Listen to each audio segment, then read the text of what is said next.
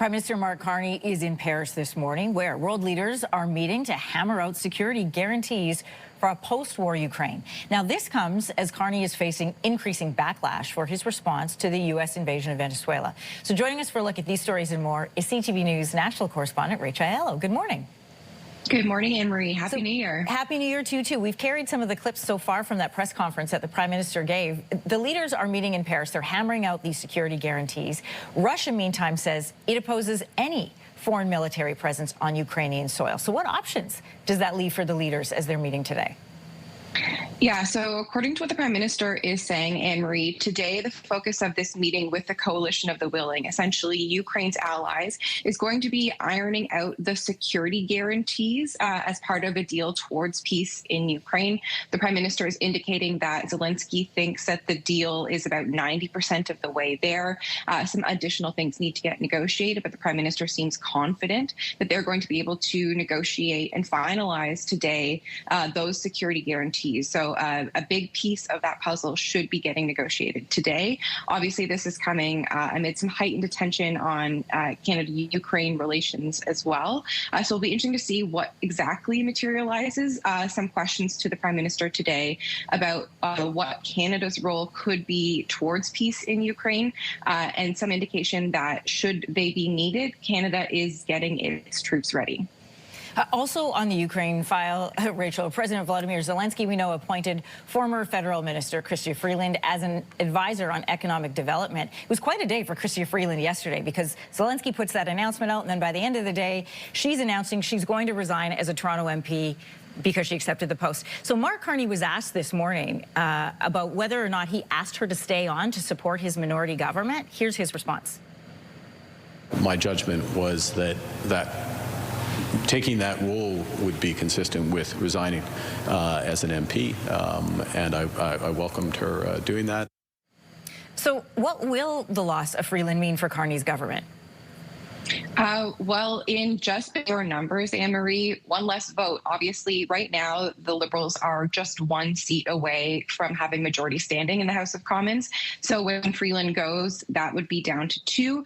Would also open up an opportunity for another high-stakes downtown Toronto by-election eventually. So I have the indication, Anne-Marie, that some of that consideration was part of the perhaps delay, can we say, in Freeland announcing she was taking on this one role, but before she said that she was going to be leaving Parliament. Obviously, a lot of conversation yesterday about how it was beyond the pale unthinkable that a Canadian member of Parliament could be wearing 2 hats, representing her constituents in Canada, but also looking out for the economic interests of another country, in this case, Ukraine. So I think that is why we saw the series of events unfold the way they did yesterday. Perhaps Freeland was wanting a bit more time to get some ducks in a row. This new position she's taking on is not full-time and is not paid, and so she will be leaving behind, obviously, her role here in Canada to take that on. Carney also facing backlash for his response to the U.S. invasion of Venezuela. On X, he posted, "In keeping with our longstanding commitment to upholding the rule of law, sovereignty, and human rights, Canada calls on all parties to respect international law.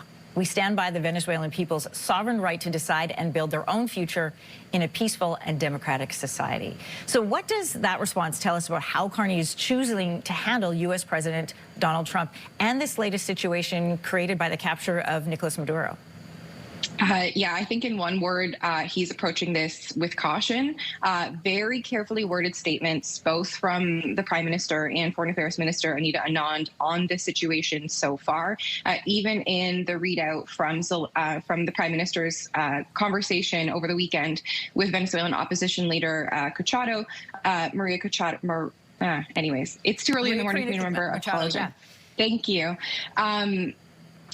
Indicating there that Canada is supporting broadly a Venezuelan-led negotiation process.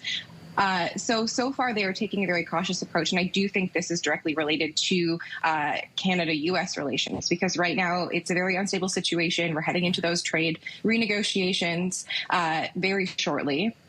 And so not wanting to rile the president, but also keeping in mind the broader role Canada is playing right now in situations and conversations like what's happening in Ukraine. But I do think, Anne-Marie, this is going to become a heightened pressure on the Prime Minister to say more than he has very soon. Just this morning, we saw Conservative leader Pierre Poilievre issue a letter to the Prime Minister calling now for an immediate approval of a West Coast pipeline because of some of the movement in the energy market and oil because of what Trump's intentions are in Venezuela. So it's going to be a file that the Prime Minister is going to have to say more on, I think, sooner rather than later. Yeah, and speaking of Conservative leader Pierre Poilievre, his response to the invasion of Venezuela also caught attention. He wrote, "Congratulations to President Trump on successfully arresting narco-terrorist and socialist dictator Nicolas Maduro, who should live out his days in prison."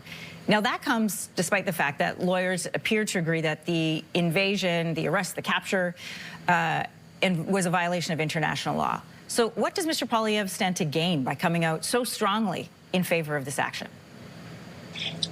I think it is partly very in line with the Conservative perspective on issues like law and order, on issues like drug trafficking and security. Also, I think it's worth keeping in mind Poilievre's wife has come from Venezuela, so she has a specific personal perspective of the situation in the country. And I do think largely what we've seen on the ground in Venezuela, and even in the conversations we've been hearing with Venezuelans in Canada, they're largely happy with what has happened, hopeful that Maduro's capture will lead to a improved situation in that country for folks there after so many years under that regime. So I think they're speaking to that constituency, that demographic, and keeping in mind where the Conservatives kind of are on this issue. And certainly this is something that the Prime Minister is not gone as far in saying.